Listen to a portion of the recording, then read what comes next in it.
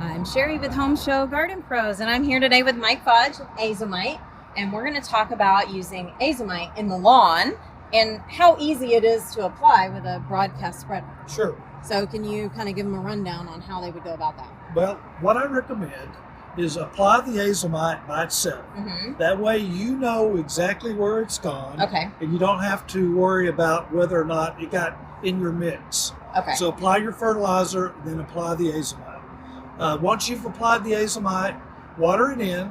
There's no nitrogen in this, so it won't burn it. But those prills that I'll show you in a minute, they break down right where you've put it, and then it begins to be absorbed by the soil. Okay, and I know you get asked this all the time, spreader settings. Like, how do we know how to set our spreaders? There's so many different spreaders with all these different numbers.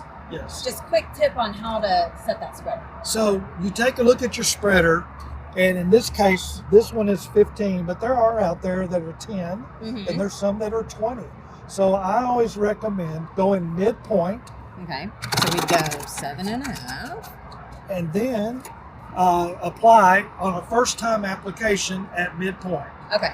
And then as subsequently as you've used it through the seasons, go down to either a 6 or a 5, depending on how your lawn looks. Okay, so the bigger the number, the bigger the opening, the more product comes out. So if it's your first time, go big.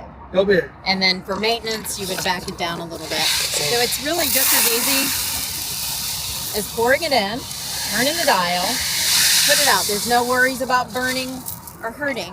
It's only benefits. Only benefits. Great. So for more great tips like this, join us at Home Show Garden Pros.